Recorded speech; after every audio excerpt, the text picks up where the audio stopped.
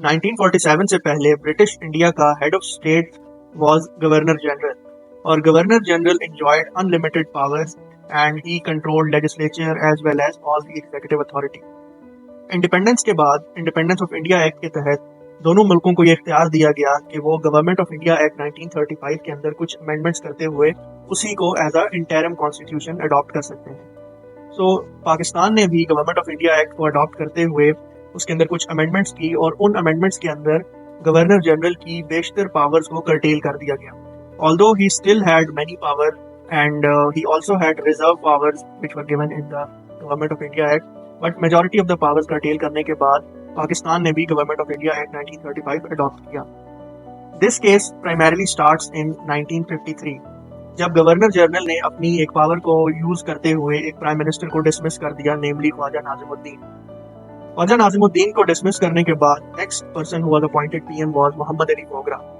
मोहम्मद अली बोगरा ने इस चीज को सेंस करते हुए that governor general can dismiss any PM at any time,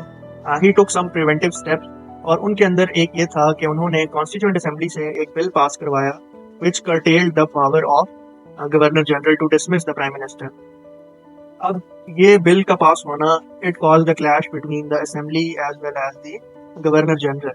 और इस चीज को देखते हुए गवर्नर जनरल ने कॉन्स्टिट्यूएंट असेंबली को ही डिसॉल्व कर दिया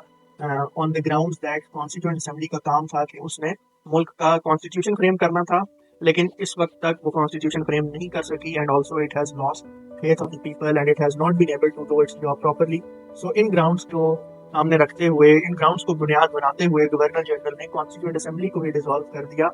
and this dissolution of the constituent assembly this was challenged by Maulvi Tamizuddin. मौलवी तमीजुद्दीन जब कॉन्स्टिट्यूएंट असेंबली डिसॉल्व हुई उससे पहले उस असेंबली के प्रेसिडेंट थे, और उन्होंने गवर्नर जनरल के इस डिसीजन को सिंध चीफ कोर्ट के अंदर चैलेंज किया। At that time Sindh high court was called as the Sindh chief court. Sindh chief court ने उनकी पिटीशन को एंटरटेन करते हुए गवर्नर जनरल के इस डिसीजन को अनकॉन्स्टिट्यूशनल डिक्लेयर किया, और ये कहा कि that he did not had any power to dissolve the constituent assembly. So इस डिसीजन को उस वक्त की supreme court which was called as the federal court, उसके अंदर चैलेंज किया गया, जहां पर एक 4 रुकनी बेंच ने इस केस की समाअत। इस बेंच को हेड उस वक्त के चीफ जस्टिस मुनीर कर रहे थे। सो फेडरल कोर्ट के सामने भी जो बेसिक क्वेश्चन था वो यही था कि whether the dissolution of constituent assembly by the governor general is legal or not.